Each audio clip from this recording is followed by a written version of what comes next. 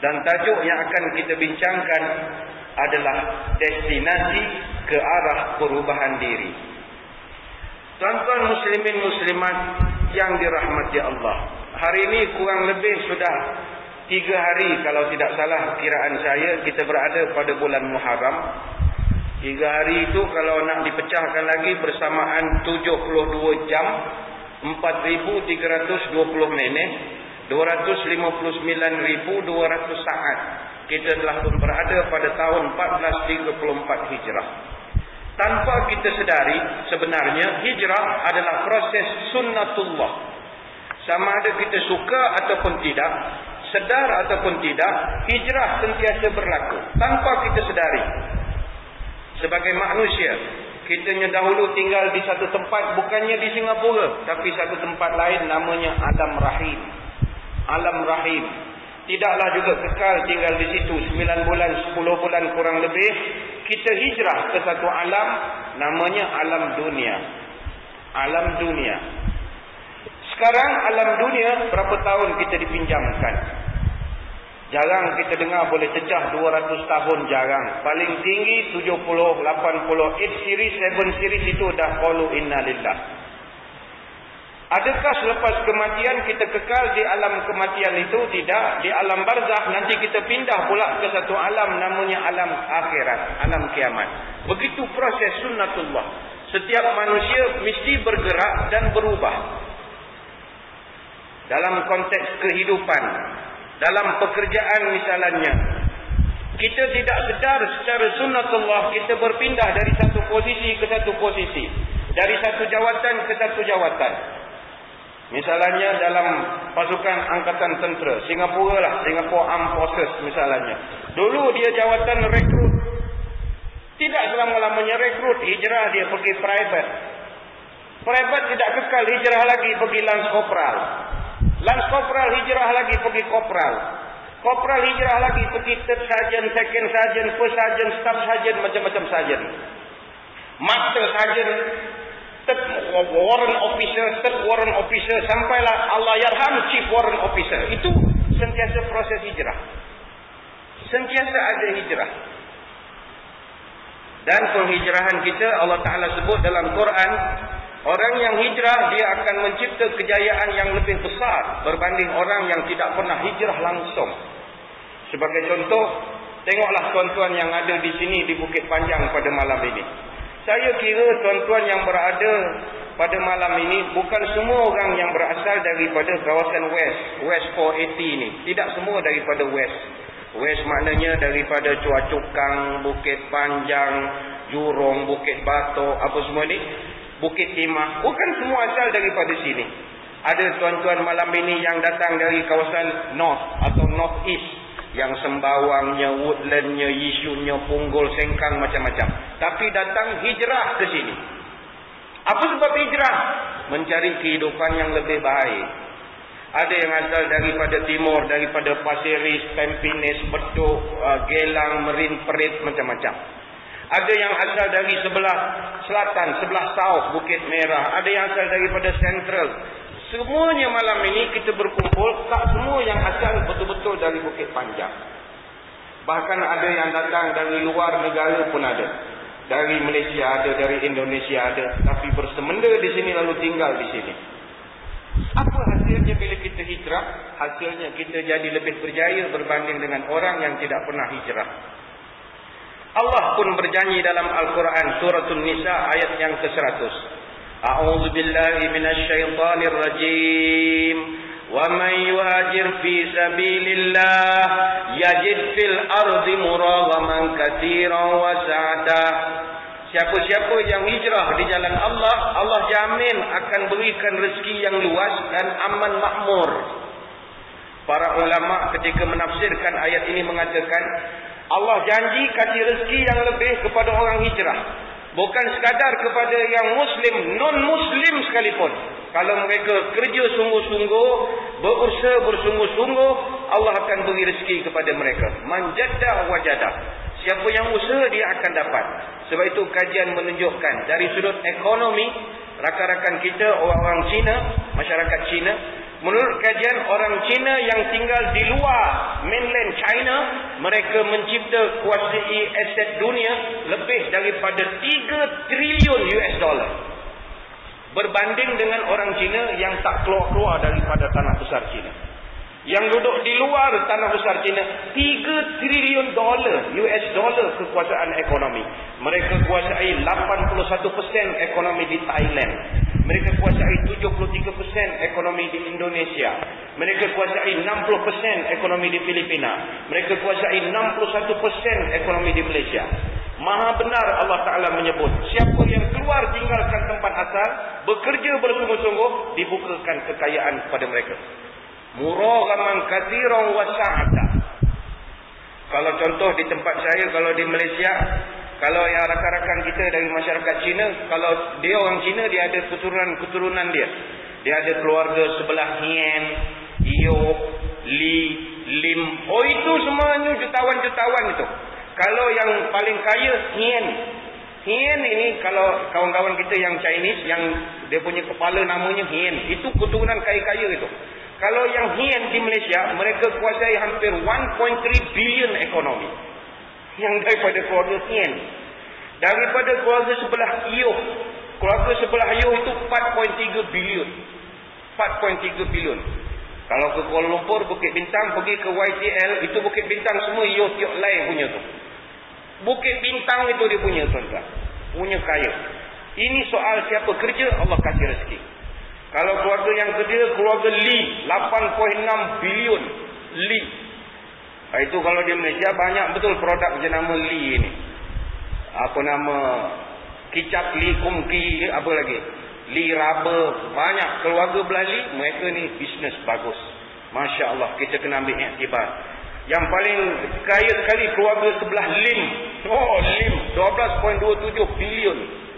Lim, masuklah Lim Gokong, apa nama Genting Island tu, Genting Resort World, apa macam-macam. Nak ditunjukkan siapa hijrah, Allah buka kekayaan. Dan juga itu contoh ekonomi. Kalau kita ambil contoh yang lain, bagaimana orang hijrah rezekinya lebih. Kita ambil contoh dalam bola sepak. Ni ramai yang muda-muda saya tengok malam ini. Yang 2 series, 3 series, ni semua minat bola.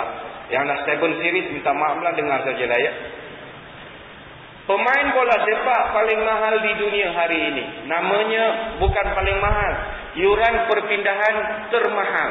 Namanya Cristiano Ronaldo. Cristiano Ronaldo. Dia ini bermain yang asalnya daripada Portugal. Dia kerana pandai main bola, dia dibeli oleh Manchester United. Semasa di MU, dia pun pandai main bola juga. Lalu dia dibeli oleh Real Madrid. Hari ini dia main dengan Real Madrid. Berapa yuran perpindahannya daripada Manchester United ke Real Madrid? Mencatatkan bayaran perpindahan termahal di dunia. Dia panggil yuran penghijrahan. Hijrah saja dibayar yurannya itu. Berapa yuran perpindahannya? 100.9 juta euro. Pindah saja dibayar 100 juta. Belum gajinya. Kalau gaji Cristiano Ronaldo dah banyak ceramah saya terangkan berapa banyak gaji dia. Dia boleh beli 31,000 buah kereta kancil cash, dia boleh beli. Dengan gajinya itu. 100.9 juta euro itu kalau duit Singapura berapa ya? 157 juta Singapura dolar kurang lebih. Pindah saja.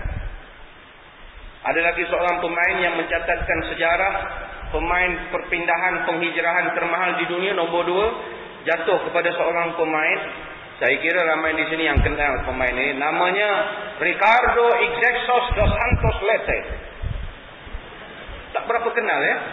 Saya ulang, Ricardo Iglesias dos Santos Lete. Itu nama dalam pasport dia. Nama panggilannya Kakak. Kakak. Itu kakak nama glamournya. Nama penuhnya Ricardo Iglesias dos Santos Lete. Dia asal dari Brazil. Kemudian dibeli oleh AC Milan. Dia kerana pandai main dari AC Milan, dibeli juga oleh Real Madrid. Yuran penghijrahannya saja 56 juta euro. Kalau duit Singapura ni kurang lebih 88 juta lah. Singapura dolar kurang lebih. Nampak? Pindah saja. dibayar iuran perpindahannya. Kalau di Malaysia sekarang ni, pemain Kelantan nak dibeli oleh Johor, perpindahannya saja 1 juta. Pindah saja. Pindah. Belum gajinya 80,000 satu bulan.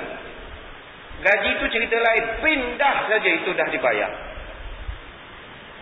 Tapi tadi saya sebutkan nama Cristiano Ronaldo, Kakak dan macam-macam. Ini untuk share maklumat saja, bukan nak ceramah bola pada malam ini. Walaupun Kakak, Cristiano Ronaldo itu pemain yang paling mahal perpindahannya, tetapi fakta yang terbaru menunjukkan pemain paling mahal pernah dipindahkan dan masih lagi paling nombor 1, pemain yang sangat tidak terkenal. Dia ni namanya Zlatan Ibrahimovic. Bapa dia Bosnian Muslim, dia Kristian Koptik, Kristian Katolik. Dia dah pening-pening lah, agamanya macam-macam. Zlatan Ibrahimovic. Dulu dia ni sekarang main dengan Sweden, kata salah saya. Dia main dengan Sweden ke Switzerland, captain. Dia ni mahal, perpindahannya 171.1 juta pound sterling. Great Britain pound. Dia mahal sebab dia banyak main dengan pasukan. Dia pernah bermain dengan dulu dia striker AC Milan, dibeli oleh PSG, Paris Saint-Germain. Paris Saint-Germain. Dia pernah main dengan Ajax Amsterdam, dia pernah main dengan Juventus, Inter Milan, Barcelona sampai AC Milan. Campur 171 juta harga perpindahan dia. Ini untuk fakta, supaya tuan-tuan jangan ingat Cristiano Ronaldo tu bagus sangat. Ada lagi yang lebih bagus daripada dia, namanya Zlatan Ibrahimovic namanya. Pemain gaji paling mahal siapa di dunia, tuan-tuan? Oh, ini ceramah bola, ceramah malam dia. Pemain gaji paling mahal di dunia bukannya Cristiano Ronaldo, bukannya Lionel Messi, tidak. Pemain gaji paling mahal di dunia namanya Didier Drogba. Didier Drogba. Dia pemain mana? Negara-negara bla bla bla bla. Ivory Coast apa gitulah. Dia sekarang, dulu dia main untuk Chelsea. Sekarang dia dibeli oleh sebuah persatuan bola, Shanghai Shenhua, iaitu suatu liga di Chinese Super League. Berapa gaji dia, tuan-tuan? Masya Allah. Gaji dia 1 minggu 200,000 pound sterling. 1 minggu. 1 minggu. Maknanya gaji dia 1 minggu kalau pakai duit Malaysia 976,000 1 minggu. Hampir sejuta. Didier Drogba namanya. Apa tujuan saya bawakan angka-angka ini? Nampak siapa pindah rezekinya lebih.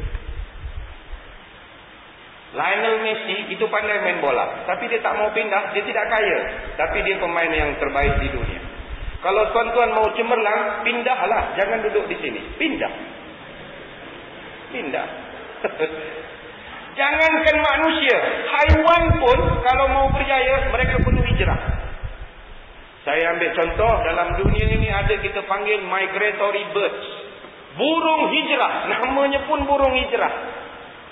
Dalam dunia ini ada 1,800 spesies burung daripada keseluruhan 10,000 spesies burung yang memang kerja mereka hijrah.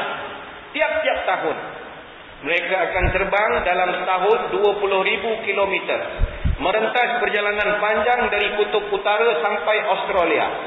Mereka akan singgah di beberapa lokasi. Kalau di Malaysia, dia singgah di Kuala Gula di Pakansari, Perak 2 kali setahun. Kerana dia pindah, kerajaan Perak kasih makan free pula, tuan-tuan. Burung yang tak hijrah, padan muka, musim sejuk dia mati keras begitu saja. Nampak siapa hijrah, Allah punya rezeki. Kemudian dia terbang nak ke Australia, singgah lagi di belah-belah woodland ke mana dia tinggal. Dekat zoo mana, tumpang-tumpang makan dekat zoo, dapat lagi makan free. La ilaha illallah. Nampak siapa hijrah, walau burung sekalipun, akan diberi rezeki oleh Allah. Ada satu lagi haiwan hijrah, namanya penyu. Penyu, semua orang kenal penyu. Penyu ini dia haiwan hijrah. Dalam setahun, penyu akan berenang sejauh 3,000 kilometer. Dia akan merentas perjalanan panjang antara 58 hingga 73 hari. berenang dia dari Australia sampailah ke mana-mana yang dia nak pergi. Penyu bukan milik orang Terengganu. Orang Terengganu jangan ingat penyu dia punya. No, penyu cakap Australia, bukan cakap Terengganu. Kadang-kadang orang Terengganu, kalau saya tengok masjid-masjid ada lawatan dari negeri Terengganu, cendera hati kasih, oh gambar penyu. Bukan Terengganu punya penyu. Penyu Australia punya. Penyu batu bersurat itu yang Terengganu. Kalau penyu bukan. Penyu cakap orang putih. Hello Mike, good day Mike. Dia orang putih. Cuma dia transit di Terengganu, dia bertelur di situ. Kemudian dia akan balik-balik. Itu keistimewaan penyu. Tuan-tuan muslimin muslimat yang dirahmati Allah. Inilah permulaan perbahasan kita. Bahawa hijrah akan membawa kepada kejayaan hakiki dan maknawi. Soalnya pada malam ini, kembali kepada tajuk yang akan kita bincangkan. Apakah destinasi hijrah terbaik? Adakah Didier Drogba dapat 200,000 itu terbaik hijrahnya? Adakah Lionel Messi atau lain-lain pemain bola sepak yang hebat yang dapat bilion pendapatan mereka dalam masa beberapa tahun, itu terbaik hijrahnya? Jawapannya belum tentu. Malam ini kita bertanya, apakah hijrah paling baik sekali? Soalan ini pernah ditanyakan 1400 tahun yang lalu oleh beberapa orang sahabat kepada Rasulullah sallallahu alaihi wasallam. Sahabat berkumpul di keliling Nabi. Ini hadis sahih riwayat Abu Daud. Sahabat bertanya kepada Nabi, ya Rasulullah, ayy a'malil afdal? Sahabat bertanya, ya Rasulullah, apakah amalan atau amal ibadah terbaik number 1 sekali? Kata Nabi, amalan yang paling baik tulul qiyam, berdiri salat dalam keadaan yang lama dan panjang masanya. Ini disarahkan oleh ulama, kalau kita solat berseorangan. Kalau solat berjemaah itu lebih baik baca pendek-pendek saja. Sebab makmum kudratnya tidak sama dengan imam. Imam mungkin umurnya baru 3 series. Makmum 7 series, 8 series, pakai kerusi pun ada. Jadi kalau imam rakaat pertama baca Yasin, itu pengsan makmum. Baca pendek-pendek saja. Saya faham masalah imam. Bukan di sini saja. Di Kuala Lumpur, Johor Bahru, Kuantan, Kota Baru sama. Imam sekarang kita stres. Apa sebab? Makmum banyak komplain. Imam baca pendek, kena komplain. Baca panjang pun kena komplain. Akhirnya nak baca apa? Ada yang tanya saya. Kami baca surah panjang kena komplain. Imam mengada-ngada lah, nak tunjuk dia hafiz lah tu. La ilaha illallah. Kalau baca pendek, dia komplain juga. Imam baca pendek, allowance banyak, gaji banyak. Aku nampak dia dah berdengki-dengki. Jadi ada yang tanya saya, macam mana Ustaz mau layan makmum banyak songeh macam ini? Mudah saja. Imam, kalau tak nak orang komplain, kalau jadi imam, ambil surah yang panjang, tapi bacaannya pendek. Selamat. Makmum kalau dia tak tahu itu surah apa, dia tak komplain. Tapi kalau dia tahu qul huwallah, inna a'tayna, dia tak tahu. Intro pendek lah ni. Tapi kalau kita tebuk-tebuk, sa'ala sa'ilum bi'adzabin waqi', dia tak ini mana punya surah? Lil kafirin laysa lahu dafi'. Allahu akbar. Dia tak komplain. Padahal 2 ayat juga. Saya dapat idea ni masa di Mesir. Saya pernah solat di sebuah masjid, di sebuah muhafazah di sana namanya Tonta. Tonta ini masjid Badawi, kawasan orang tasawuf, tarikat tasawuf, Syekh Ahmad Al-Badawi, yang memperkenalkan bacaan selawat Allahumma salli wa sallim ala nuril anwar wasi'. Ini panjang cerita ni, nanti maulud nanti kita cerita. Dia pengasasnya duduk di Tonta. Saya pergi semayang di situ. Ribuan jemaah datang solat. Makamnya pun ada di situ. Saya heran kenapa orang suka semayang Masjid Badawi. Orang dari Kairah pun datang solat. 45-50 km sanggup datang solat. Saya kaji-kaji rupanya sebab imamnya fleksibel. Semayang terawih tuan-tuan, Masya Allah. Dia buat terawih 20. Tapi dia start solat pukul 8. 8.15, 8.20. Belum 8.30 dah selesai. Bukan bacaan ekspres, tidak. Bacaannya begini. Bismillahirrahmanirrahim. Ghairil maghdubi alaihim waladdallin. Amin. Bismillahirrahmanirrahim. Alif lam mim. Allahu akbar. Melompat makmum, Allahu akbar. Saya semayang situ setahun, semua imam tanggung Fatihah saya. Tak sempat. Tapi orang seronok, ekspres. Drive thru punya masjid memang seronok. Jadi kalau imam, orang kasih komplain banyak sangat, buat je alif lam mim, rukuk. Orang tak komplain sangat. Tapi tulul qiyam, kalau iza a'amma ahadukum nas fal yukhaffif. Kalau kamu imamkan orang, pendekkan solat. Kalau kamu berseorangan, tulu ma yasha. Panjanglah sepanjang mana yang kamu nak. Nak baca surah Yasin rakaat pertama, silakan, kamu sembahyang seorang. Nabi sendiri kalau solat berseorangan, rakaat yang pertama 3 juzuk, itu normal kalau seorang. Tapi kalau ramai-ramai, kalau ada pula anak-anak kecil, dia dengar menangis, dia akan pendekkan solat. Tapi bila ditanya oleh sahabat, ayyu a'malil afdal? Tulul qiyam. Panjangkan berdiri dalam solat. Sahabat tanya lagi, apakah haji yang paling bagus? Apakah sembahyang, apakah puasa yang terbaik? Apakah jihad yang terbaik? Dijawab oleh Nabi satu persatu. Sampailah sahabat bertanya, ayyi hijratul afdal? Ya Rasulullah, apakah hijrah yang paling afdal sekali? Ini menjawab persoalan pada malam ini, iaitu apakah destinasi terbaik untuk hijrah. Lalu ketika Nabi ditanya, ayyi hijratu afdal? Apakah hijrah yang terbaik? Lantas Nabi menjawab, man hajara ma harramallahu alaih. Siapa-siapa yang meninggalkan apa saja yang Allah tidak suka, apa yang Tuhan suruh ataupun Tuhan larang, dia tinggalkan, itu hijrah number 1. Hadis riwayat Imam Abu Daud. Tuan-tuan muslimin muslimat yang dirahmati Allah, maka kalau bertanya kita pada malam ni, apakah destinasi hijrah yang terbaik? Yang terbaik sekali adalah kita meninggalkan apa-apa yang tak senonoh selama ini.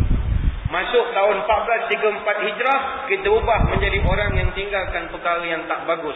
Ini orang yang terbaik sekali hijrahnya. Hijrah naik pangkat, bagus juga, tapi bukan number 1. Hijrah dapat isteri baru pun bagus juga, hijrah juga namanya, tapi bukan number 1. Hijrah dapat baby baru pun hijrah juga, tetapi hijrah terbaik meninggalkan apa yang dilarang oleh Allah.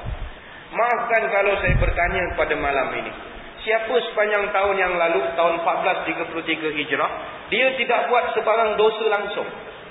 Tak ada langsung buat benda haram. Kalau ada, sila angkat tangan. Jawapannya tidak ada. Tidak ada. Selama mana nama kita manusia, pasti melakukan dosa. Cuma bezanya, dosa yang ditunjuk-tunjuk atau dosa yang disembunyikan. Itu sahaja perbezaannya. Ada orang dosanya itu kita nampak dosanya. Ada orang dosanya itu cover lain. Kita tak tahu di rumah apa jadi pada dia. Setiap manusia berdosa. Dan kita baru 3-4 hari berada pada bulan Muharram 1434 ini, berapa banyak dosa kita buat? Baru 4 hari tahun baru, berapa banyak dosa kita sudah bikin? Maka tinggalkanlah benda-benda tersebut. Itu hijrah yang terbaik. Nabi pernah menyatakan, kullu bani Adam khata'. Setiap anak Adam itu memang buat salah. Wa khairu khata'ina at-tawwabun. Nabi sebut yang terbaik di kalangan mereka itu ialah orang yang bertaubat kepada Allah. Maka jawapan paling mudah malam ini kalau orang bertanya, apakah hijrah terbaik yang kita nak buat? Ayo kita kembali kepada Allah. Ayo kita kembali kepada landasan Islam yang sebenarnya. Nabi menyebut ketika ditanya oleh sahabat, ya Rasulullah, saya ni takut nak buat dosa. Tapi bolehkah Tuhan beritahu kepada saya apa perkara-perkara yang boleh menyebabkan dosa?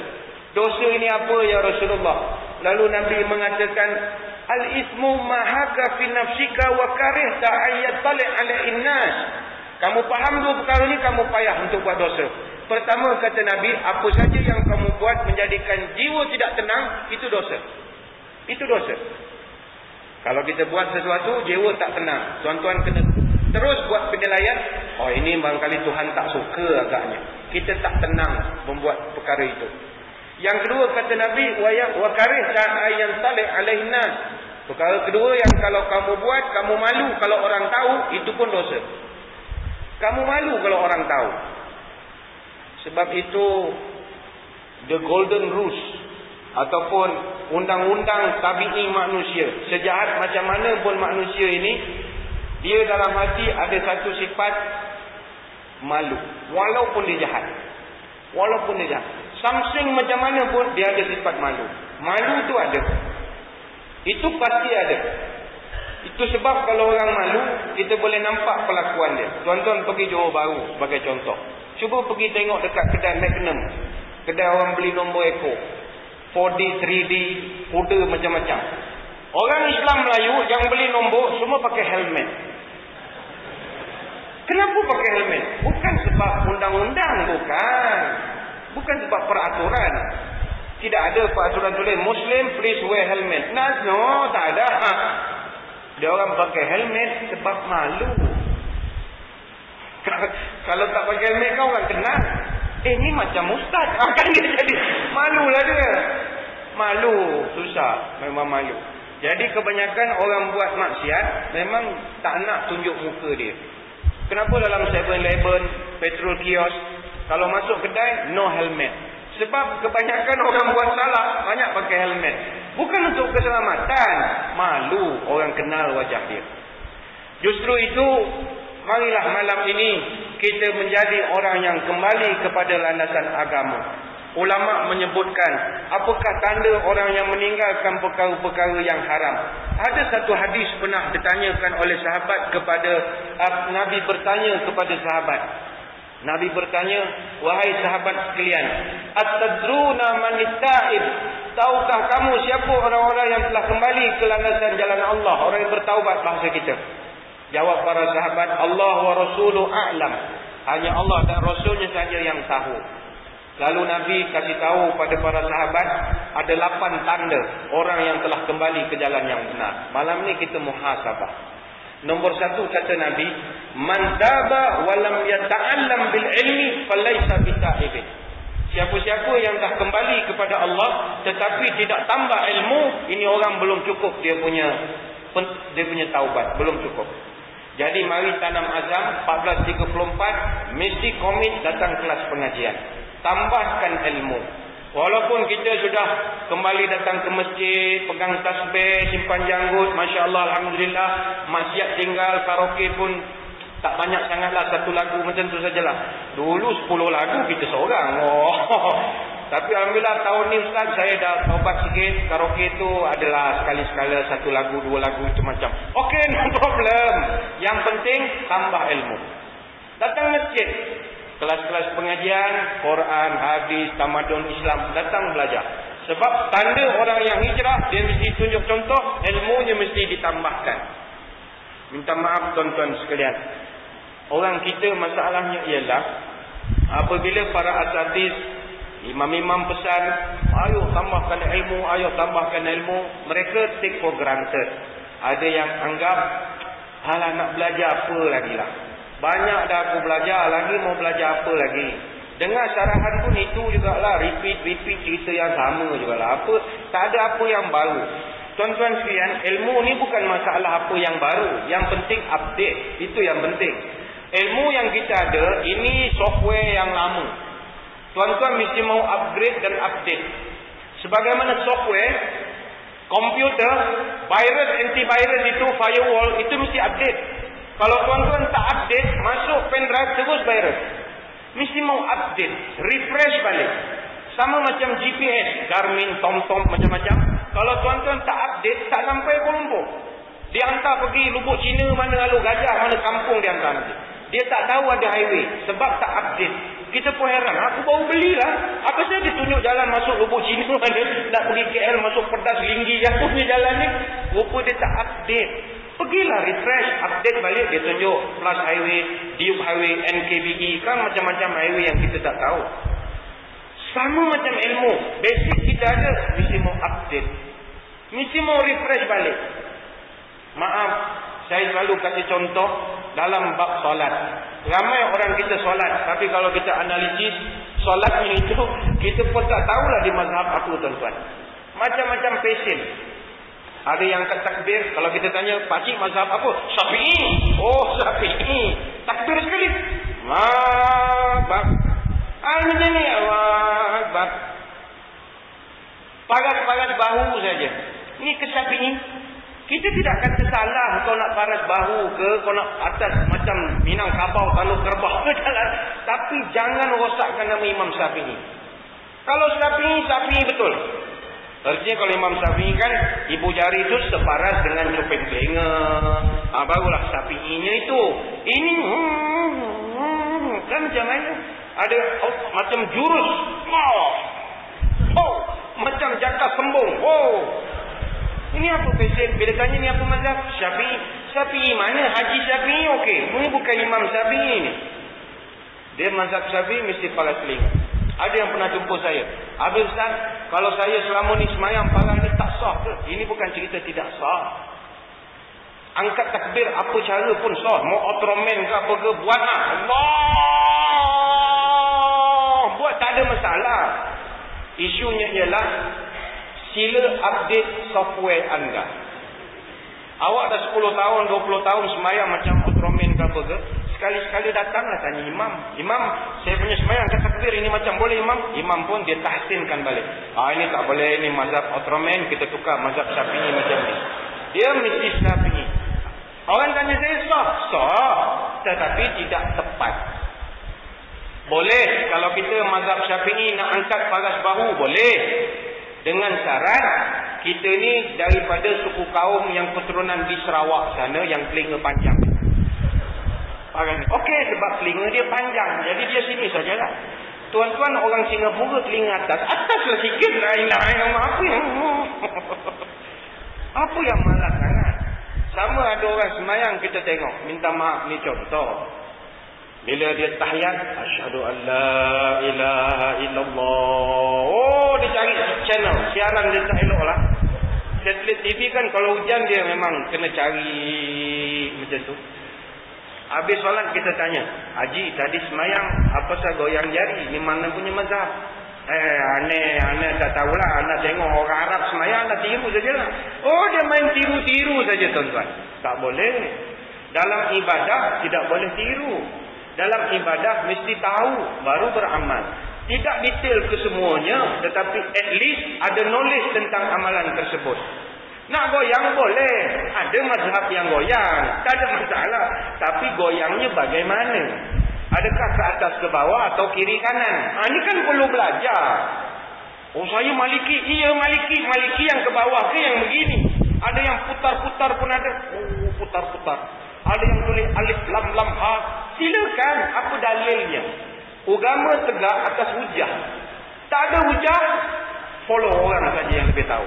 Kalau tidak, beramallah dengan apa yang kita tahu. Ada satu kisah zaman dulu, ada satu ustaz. Ni masalah orang kita tak suka belajar. Ustaz tu dia bilang masa dalam kuliah, siapa-siapa nak solat, sebelum solat sila pusing masjid. Tengok ada kucing ataupun tidak. Jangan benarkan kucing masuk masjid kita. Sebab dalam mazhab Syafi'i, kaul yang dulu, kaul qadim, fatwa lama Imam Syafi'i di Baghdad, bulu kucing tak boleh ataupun najis. Kenapa bulu kucing najis? Sebab kucing kategori haiwan yang haram dimakan. Apa saja bulu kulit haiwan yang tak boleh dimakan, automatik najis. Ke sini ada yang makan kucing? Tak ada. So kucing dia kira haiwan yang najis. Mazhab Syafi'i kaul qadim. Ketika ustaz ni beritahu, hujahnya betul, tetapi boleh diperbetulkan lagi. Dia pun bilang, kita sebelum semayang kita mesti tangkap kucing. Kalau nanti kucing masuk, habis najis semua, tak sah solat kita. Ya, anak muridnya kalau ustaz mengajarkan semua senyap semua. Okey, sami'na wa ata'na, tak berani lawan. Jadi tiap hari nak solat, anak murid masa sebelum qomat, tawaf masjid cari kucing. Kebetulan adalah kucing, memang kucing hitam seekor, dia selalu masuk masjid. Mereka tangkap, ikat kucing itu dekat tiang masjid. Nanti habis solat, dilepaskan semula. Kemudian datang waktu asar, nak solat, tangkap lagi kucing, ikat lagi. Hari-hari dibuat begitu. Jadi rutin. Sampai takdirnya imam atau ustaz yang mereka taat dan ikut pesan ni, akhirnya meninggal dunia. Bila imam meninggal dunia, ganti dengan second imam. Imam second ganti jadi post imam lah. Ketika dia dilantik menjadi imam, buat mesyuarat. Lembaga pentadbir mesyuarat. Macam mana kita? Akhirnya keputusan lembaga pentadbir, teruskan ikat kucing, teruskan ikat kucing lagi. Imam sudah baru, ikat kucing juga, sebab dah biasa. Bertahun-tahun masih lagi ikat kucing. Sampai satu peringkat, kucing yang biasa mereka tangkap dan ikat, mati. Kucing dah tua, mati. Bila kucing mati, gempar masjid. Bikin mesyuarat mengejut. Macam mana kita kucing dah mati ni? Macam mana ni? Akhirnya keluar keputusan, beli kucing baru. Teruskan juga. Tanpa berusaha nak upgrade, kenapa selama ni kita tangkap kucing lah? Aku pun tak tahulah, tangkap sajalah. Jangan banyak tanya. Ini masalah. Maka memasuki 1434 Hijrah, buang sifat ini. Datanglah ke masjid, tak ada masalah. Berbincang dengan para asatizah, bincang. Ustaz, solat saya bagaimana? Bacaan Quran saya bagaimana? Fatihah saya bagaimana? Dengar baca-baca, kita pun dengar. Okey, Haji, awak punya Fatihah ni tak berapa betul. Ihdinas syirah itu tak betul, itu urut lain tu. Stop jadi syin tu, batal semayang nanti. Buat semula. Ihdinas syiratal mustaqim. Tak betul, buat lagi buat. Ihdinas syirah. Betul kan? Dia dulu di Melaka, ihdinas syiratal mustaqim syiratal ladzina an'amta 'alaihim. Dia jenis orang jenis auzubillah kan. Jadi tak boleh baiki lagi. Jadi dipanggil ustaz dari luar, qari, untuk tahsin Quran. Bila cek balik, Haji tak boleh sebut ihdinas syirah. Memang tak boleh lagi ni. Bila cek balik, cuba baca Haji, ihdinas syirah. Rupanya dia ni tak ada gigi. So masjid keluarkan dana sumbangan, belikan gigi palsu. Pakai gigi palsu. Beberapa minggu kemudian, dia komplain, dia punya gigi palsu tak kuat. Rakaat pertama lekat, ihdinas siratal mustaqim, siratal, kedaplah. Rakaat kedua, ihdinas syirah balik. Apa pasal? Tercabut. Akhirnya masjid keluar dana, bantu pula beli Polydent. Itu gam macam gam untuk gigi tu. Yang Nolia Ramli punya iklan tu. Nak makan Polydent. Kena upgrade. Justru saya menyeru, ayo mulakan di sini untuk upgrade kita punya ilmu. Yang kedua, Nabi mengatakan, wa man taba wa lam yazdad fi ibadati falaysa bitaibin. Siapa-siapa yang kembali ke jalan Allah tetapi tidak bertambah amal ibadahnya, belum lagi dianggap orang ini kembali atau berhijrah ke jalan Allah. Belum lagi. Maka yang kedua, ayo 1434 Hijrah, tambahkan amal ibadah. Mungkin ada orang akan mengatakan bahawa cukuplah Ustaz, ibadat ini bukannya semuanya wajib. Ada yang sunat ini kan optional. Nak buat, tak buat tak apa. Ini masalah. Memang benar ulama mengatakan dulu kita diajar kalau benda yang sunat ialah perkara yang kalau kita buat berpahala. Kalau tak buat, orang akan jawab kalau tak buat tak apa. Ini masalah. Kita kena upgradekan balik takrif ini. Takrif zaman ini tahun 2012, takrif yang tepat begini. Amalan sunat ialah perkara yang kalau kita buat berpahala. Kalau tak buat rugi. Itu baru betul. Sunat ialah perkara kalau kita buat berpahala, tak buat rugi. Orang yang pegang takrif ini, dia akan semangat untuk ibadah. Selagi kita pegang takrif yang lama, sunat ialah kalau buat dapat pahala, tak buat tak apa. Itu yang tak pernah buat amalan sunat tu. Puasa Isnin Khamis tak pernah. Bila tanya kenapa tak puasa, sunat je kan, tak buat tak apa.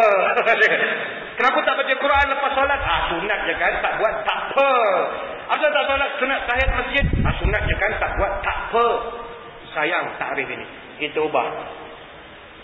Perkara sunat ialah kalau buat dapat pahala, tak buat rugi. Siapa tak puasa sunat Isnin Khamis, rugi. Siapa masuk masjid tak niat iktikaf, tak solat tahiyatul masjid, rugi. Siapa lepas solat tak zikir, tidak doa, tidak baca Quran, rugi. Rugi. Apa lagi amalan sunat? Baca Quran sunat. Apa lagi? Poligami sunat hukumnya. Siapa poligami dapat pahala, tak poligami rugi. Tak dosa rugi saja. Rugi saja. Tak berdosa rugi. Rugi. Ini bukan kempen tidak, tapi rugi itu saja. Jadinya ayo tambahkan amal ibadah pada tahun ini. Amalan sunat begitu banyak, terlampau banyak. Daripada yang sekecil-kecilnya membantu orang yang susah, membantu orang kurang upaya melintas jalan, orang buta, kanak-kanak, mengalihkan halangan di jalan raya, sampailah berdakwah di jalan Allah, berjihad fisabilillah. Terlalu banyak amal ibadah. Ayo kita perbanyakkan. Kalau dari segi ibadat ini, kadang-kadang kita sedih. Ada orang pergi Mekah, baru-baru ni ramai pergi haji, Masya Allah. Dia pergi haji, dia amal ibadah di Mekah begitu lama. Duduk di Mekah 30 hari lebih. Duduk di Madinah 8 hari. Hampir 40 hari lebih dia duduk di Tanah Haram. Tapi bila balik ke kampung, balik ke Singapura, tak masuk masjid. Ini kita heran. Ramai jemaah macam ini, kita jadi heran. Macam mana kau masa duduk di Mekah, hari-hari pergi Masjidil Haram, balik Singapura, haram pergi masjid. Kan pelik tu. Saya ulang, masa di Mekah, hari-hari pergi Masjidil Haram, balik ke Singapura, haram pergi masjid. Bila tanya haji, apa pasal tak pergi masjid? Aku punya pahala banyak sangat lah. Kalau aku pergi nanti lagi banyak, mana mau taruh? Pahala banyak sangat lah. Memang banyak pahala tuan-tuan. Saya pernah buat kiraan, kalau kita salat di Masjid Nabawi 8 hari, full kita 5 waktu berjemaah. Tuan-tuan dapat pahala berjemaah, dapat pahala fadilat Masjid Nabawi, dapat pahala fadilat Madinah, dapat pahala pula solat dalam Masjid Nabi dari segi soft-softnya ada keutamaan. Saya kira kalau 5 kali kita semayang sehari, dapat 40 waktu, pahala kita ada 1,300,000 lebih. Duduk 8 hari di Madinah, jutawan. Pahala lah. Duduk Makkah, itu 30 hari lebih. Campur-campur pahala memang bilion. Itu bila balik Singapura, dia tak pergi masjid. Orang tanya, apa kau tak pergi masjid sekarang? Aku semayang kat rumah pun cukup lah. Aku punya pahala reserve boleh sampai umur 80 tahun. Kalau aku mati umur 55, Tuhan hutang pula sama aku. Dia boleh kira macam tu. No. Pahala lagi banyak kita buat. Pahala ni dia macam currency, duit. Di padang mahsyar, hari kiamat, duit tak laku. Tuan-tuan bawa $10, $5 tak boleh beli barang. Putu piring tak ada. Epok-epok tak ada. Kacang kol lagi lah tak ada. Tak ada apa di padang mahsyar. Kita nak membeli, nak pakai duit apa? Duit tak laku. Ringgit tak laku, US dollar tak laku, euro tak laku. Jual beli di padang mahsyar, currency-nya adalah amal ibadah. Lagi banyak tuan-tuan punya akaun, lagi kaya tuan-tuan di padang mahsyar. So nak beli apa saja, gunakan akaun amal ibadah. Ayo, banyakkan amal ibadah sepanjang tahun ini. Yang ketiga Nabi sebut, wa man taba wa lam yardal khusama falaysa bitaibin.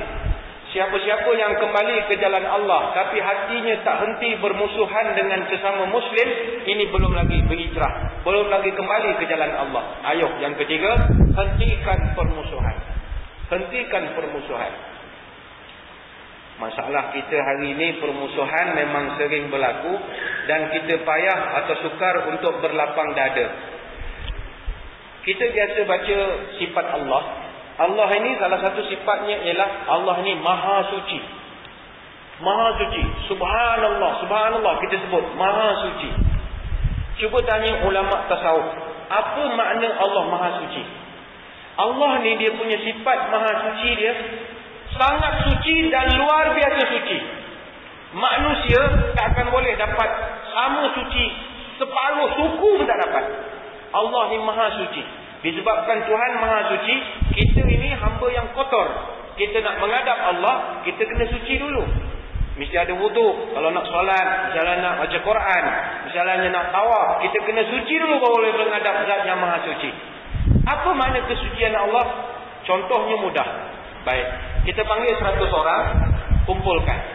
Tanya 100 orang ini, siapa di kalangan tuan-tuan yang hidupnya boleh memaafkan orang? Yang hidupnya boleh memaafkan orang. Daripada 100 orang, saya fikir separuh boleh maafkan, separuh tak boleh maafkan. Kan ada manusia dalam dunia ini hidup tak boleh maafkan orang, ada. Terutama isteri yang suaminya poligami. Itu memang takkan maaf, ampun sampai bila-bila lah dia kata. Sampai matilah aku tak maafkan kau. Ada satu kes dulu dekat kubur. Dia datang talqin untuk suami baru meninggal. Baca la ilaha illallah ni. Tiba datang satu perempuan muda. Orang semua pandang, ni siapa pula anak makcik ni? Orang muda ni kan. Tanya, cik ni siapa? Saya isteri arwah ni. Orang tak tahu dia kahwin satu lagi. Isteri tadi yang pertama, isteri pertama baru nangis. Bila tahu dia ada madu, dia sepak tulisan suami dia. Dia kata, awak kahwin tak cakap macam saya. Dia sakit hati nak pukul, dah mati dia sepak batu lesan saja. Dia kata kalau awak hidup mesti cubit-cubit awak. Dengan saya awak dah mati pun dia sepak saja. Saya tengok je ini kalau hidup ni memang tak maaf ni. Memang tak maaf. Ada orang memang dia sukar nak memaafkan orang. Tuan-tuan di sini pun saya kira ada perangai begitu. Yang jenis payah untuk nak memaafkan kesalahan orang. Terutama melibatkan duitnya. Kita kasih dia wang, kita suruh dia renovate kita punya rumah. Kita bagi dia 10,000 suruh renovate. Dah 3 tahun barang tak siap, duit pun tak mana-mana. Datang ustaz, sudah lagi, maafkanlah. Apa maaf-maaf? Pulang aku punya duit dulu, kalau tidak tuntut padang mahsyar. Dia memang tak boleh nambah. Okeylah, ada separuh yang boleh maafkan. Yang 50 ini kita tanya lagi. Siapa di kalangan tuan-tuan yang 50 orang yang boleh memaafkan dan sekaligus melupakan kesalahan orang lain? Saya kira daripada 50, tinggal separuh saja yang sanggup forgive and forget. Ramai orang they can forgive but never forget. Itu ramai. Salam selamat hari raya, maaf zahir batin, ya saya maafkan awak. Tapi dalam hati saya takkan lupakan kesilapan awak itu. Awak dulu cakap apa pada saya takkan lupa. Tapi maaf, kita boleh bermaaf-maafan, tak ada masalah.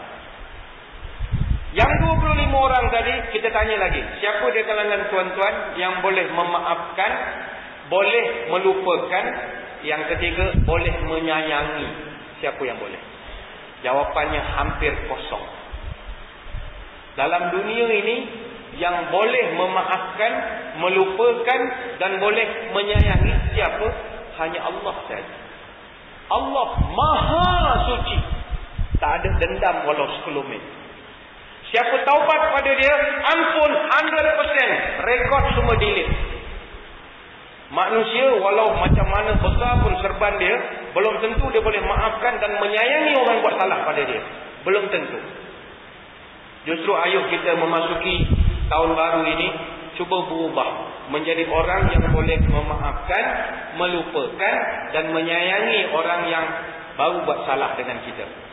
Kita driving, orang langgar, kita punya side mirror, kita turun, tengok cermin, salam dengan orang yang langgar, jangan marah-marah. Saya maafkan awak, ni mungkin salah saya doakan kita bertemu lagi di padang mahsyar dalam keadaan yang aman damai.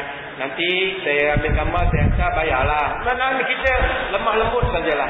Kita tak ada nak marah. Ini siapa ni? Siapa mau bayar? Kau macam orang gila. Apa ni? Oh no. Berubah menjadi orang yang tidak mau bermusuhan. Tidak mau bermusuhan. Yang keempat, man taba wa laisa yughayyiru libasu wa zinatu falaisa bitaibin. Siapa yang ingin berubah tetapi pakaiannya masih kekal macam dulu, itu dia belum anggap berubah lagi. Ini khusus kepada muslimat. Mana yang mampu ubah penampilan untuk menggunakan busana muslimah. Slow-slow lah, jangan terlampau drastik. Janganlah kita mengharapkan seorang pelacur, kita ceramah malam ni esok terus jadi ustazah, tak boleh. Slow-slow kayuh, lama-lama dia sampai. Pernah orang tanya kepada seorang ustaz, "Ustaz, saya seorang perempuan. Saya mau tutup aurat tapi saya tak mau pakai tudung. Apa macam?" Takkan susah nak jawab tu tuan-tuan. "Saya mau tutup aurat tapi saya tak mau pakai tudung. Apa macam?" Saya mau bikin. Ustaz tu jawab, common sense saja. Ya, pakai tudung tidak wajib. Yang wajib tutup aurat. Kalau tak mau pakai tudung, boleh saja guna yang lain. Ambil baldi, taruh di kepala, buat lubang 2, pakai. Pergi gelang, pergi mana, pegang baldi. Pun boleh, tak ada masalah. Jadi kepada rakan-rakan kita yang masih tega, tidak mau berubah busananya, dia bilang, oh tak mau pakai tudung lah, susah lah, panah lah kepala. So dia pakai baldi sajalah. Pun boleh dibenarkan. Dibenar. Ini gurau sajalah. Ini contoh. Jangan buat betul tuan-tuan, nanti masuk kriterian susah saya nanti. Artinya ubah penampilan pakaian. Mana yang mampu, ini kita tidak paksa lagi ya. Tuan-tuan, puan-puan khususnya slow-slow. Pakai sikit-sikit. Sebab itu saya agak sederhana. Ada kadang orang mempertikaikan, oh kenapa perempuan pakai begini-begini. Slow-slow lah. Kita Islamik punya perkembangan ini tidak boleh drastik. Khusus bagi kita di Nusantara. Saya kira tahun 2012 dengan perkembangan sekarang sudah jauh lebih baik. Berbanding dengan negara Arab. Kita orang Melayu, orang Islam ini, perkembangan Islam sekitar tahun 80-an baru bermula. Dulu tahun 70-an, sekolah madrasah agama pun tak pakai tudung. Dulu. Belajar di Universiti Al-Azhar, perempuan. Mana bergambar dekat Iskandariah, Alexandria, semua pakai skirt semua. Pakai spek hitam macam ni saja. Balik jadi ustazah. Tahun 70-an, 60-an belum lagi. 80-an baru pakai sikit scarf. 90-an ada pakai baju kurung. Sekarang Alhamdulillah tudung tahun 2012. Nak komplit betul-betul, nak pakai niqab tinggal mata saja, itu lambat lagi lah. Itu lambat lagi, saya kira lagi 50 tahun belum tentulah. Sebab perkembangannya mesti secara beransur-ansur. Nusantara kan, dia perlahan-lahan. Orang Arab pakai niqab bukan sebab agama. Orang Arab pakai niqab sebab dia jealous. Arab suami, dia tak suka orang tengok isteri dia. Kita orang Melayu, no problem. Nak tengok-tengok, tak masalah. Arab tak boleh. Tuan-tuan jangan pandang isteri orang Arab lama-lama. Nanti dia lempang tuan-tuan. Tengok, ui, mata hijau. Tak boleh. Dia pukul kita kata. Sebab itu Arab suami kadang pakai seluar pendek, kaki bulu-bulu. Isteri 3 orang semua pakai niqab. Kita pun tengok dia ni ulama mana. Ini pakai niqab, dia pakai seluar pendek. Kita pun heran. Bukan dia ulama. Dia buat begitu, jealous. Kalau yang datang Singapura, Kuala Lumpur, pelancong, itu yang biasa pakai niqab. Kalau di negara Teluk, di Khalij, negara-negara Teluk, isteri dia bukan sekadar pakai niqab, ada jaring lagi. Macam NFL football punya tu tuan-tuan. Ada besi-besi lagi. Arab dia jealous. Ada satu kawan saya bawa taksi dari airport KL sampai Cameron Highland. Dia tanya saya, Ustaz, macam mana kau boleh duduk Mesir, duduk Arab lama-lama? Saya jaga Arab 2 minggu, hari-hari bergaduh. Ustaz duduk lama-lama tak bergaduh ke? Saya tanya kenapa? Dia punya angin satu badan lah Ustaz. Saya bawa kereta, isteri dia 2 orang. Saya ambil di airport, suami duduk depan, isteri duduk belakang. So bila ada passenger, saya adjust saya punya cermin nak tengok belakang. Sebab tadi tak ada orang. Bila ada orang, saya adjust balik. Suami dia bila tengok saya adjust cermin, dia marah. Dia pusing cermin pergi depan. Yang taksi tanya, apa sebab kau pusing aku punya cermin? Oh, kau nak pandang aku punya bini, ha? Kau banyak jahat, ha? Dia pun dia kata, mana ada, saya mau tengok jalan lah. Dia kata, jalan depan bukan belakang. Jadi dia kata, Ustaz, saya nak overtake semua pandang cermin kiri kanan boleh belakang. Dia tanya, apa saya itu macam? Jealous. Jadi jangan ikut dari sedikit itu. Kita perlahan-lahan secara evolusi. Yang penting, berubahlah pakai pakaian yang lebih baik lagi. Yang kelima, Nabi menyebut kepada sahabat, wa man taba wa lam yubaddil ashabahu falaysa bita'ibin. Siapa-siapa yang berubah tapi kawan-kawannya masih kawan-kawan yang lama, dia belum dianggap berubah. Soal ini mungkin ada yang tanya, Ustaz, saya kawan-kawan saya semua kaki karaoke, kaki hoha-hoha. Kalau saya tinggalkan nanti macam mana saya nak dakwah? Memang ini alasan yang baik. Tapi untuk tuan-tuan yang dia punya antibody belum kuat, jangan lagi lah. Kalau antibody dah kuat, sila join balik. Kalau tidak, jangan. Kawan-kawan kita ni semua dia ni macam dia menarik tau. Tuan-tuan sekarang pergi masjid sekarang. Tengok jam kat pukul 9 lebih, kita pun dengar sarahan. Member yang tengah nak karaoke ni hantar SMS. Oi, lama lagi ke sarahan? Orang dah 3 lagu dah ni. Kita pun aduh, aku dah dengar ceramah, ajak karaoke. Tarikan itu puas. Kalau tuan-tuan boleh lawan, teruskan berkawan. Takut tuan-tuan punya antibody tak kuat. Cuma kepada siapa yang nak berubah jadi baik, kawan-kawan itu kita tidak putus terus, tetapi jaga jarak. Supaya kita tidak masuk balik ke zaman kita dulu. Itu yang kalau orang tanya saya, Ustaz apa hukum karaoke? Karaoke boleh dengan family dalam kereta, dekat rumah, silakan.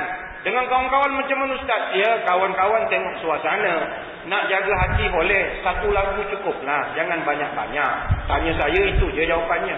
Kalau nak tinggal terus boleh, tapi kawan-kawan pun nak jaga juga. Joinlah, satu lagu cukup, jangan banyak-banyak. Lagu pun lagu sudah cukup sudah saja. Itu nak balik. Sudah cukup sudah cukup sudah. Apa lagu penyanyi? Satu lagu sudah cukup sudah lah. Ini dah lah balik masjid. Lagu sampai 5-6. Brori.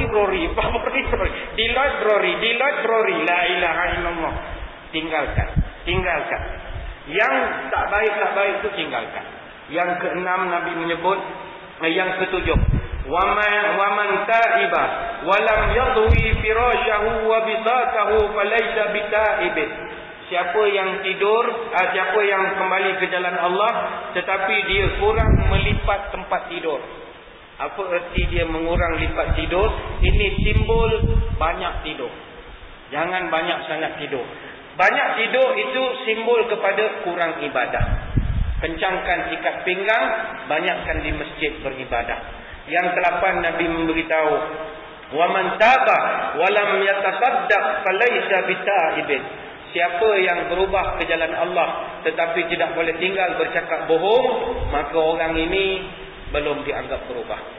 Maka inilah 8 perkara yang sama-sama kita fikirkan destinasi perubahan kita. Bermula daripada mencari ilmu sebanyak-banyaknya sampailah akhlak kita sesama manusia. Ayuh kita berubah. Berubah menjadi orang yang lebih baik. Tinggalkan yang tak baik, jadi orang yang lebih baik. Tapi ingat, dalam hidup ini kita usaha saja jadi baik. Bagaimana ending kehidupan kita, itu kita serahkan kepada Allah menentukan. Sebab dalam dunia ini ada orang bila dia berubah menjadi baik, dia akan cepat. Judgement kepada orang itu kadang-kadang luar biasa sangat. Dia baru kenal masjid, baru 1 bulan, 2 bulan. Dia sudah hantam orang, kritik orang, anggap orang semuanya sesat. Yang itu saya kira tidak sesuai. Kita berubah jadi baik, baiklah. Sebab Nabi pernah berpesan dalam satu hadis sahih. Nabi menyebutkan, Innar rajula la ya'malu amala ahlil jannah fima yabdu linnas.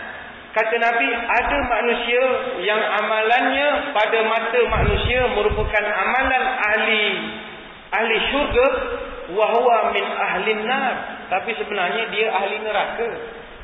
Dan Nabi mengatakan, wa innar rajula la ya'malu amala ahli nar fima yabdu linnas wa huwa min ahli jannah. Dan ada orang pada pandangan mata kita dia ni masuk neraka, tapi rupanya dia masuk syurga. Hadis ini merupakan hadis sahih riwayat Imam Bukhari, hadis nombor 6105. Tuan-tuan boleh rujuk dalam kitab Al-Jihad wal Siyar, bab jangan berkata kepada orang itu mati syahid kalau kau tak tahu. Jadinya kalau kita dah jadi baik selepas ini, jangan hantam orang lain. Kita jadi baik, alhamdulillah. Orang lain kita nampak dia jahat, karaoke lah, jamming lah, clubbing lah, mabuk lah, apalah. Jangan kutuk sangat. Sabar saja. Jaga mulut. Kita tak tahu kita jadi apa.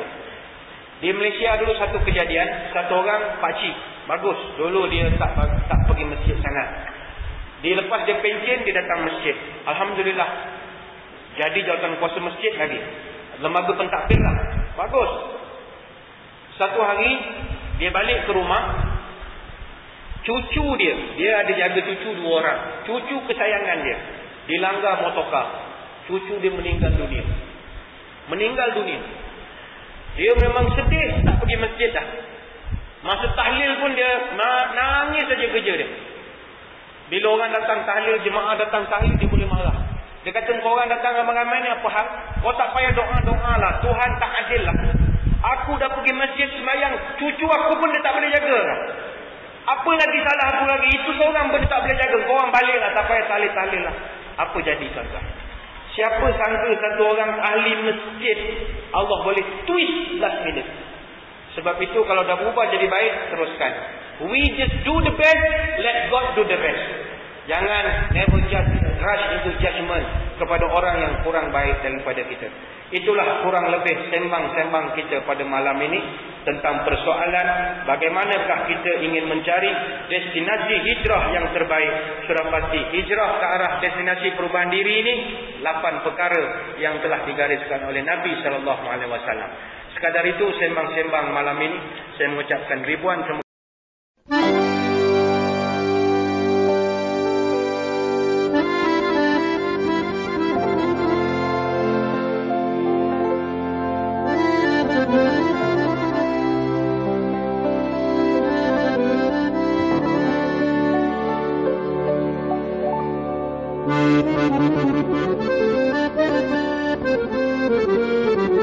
Thank you.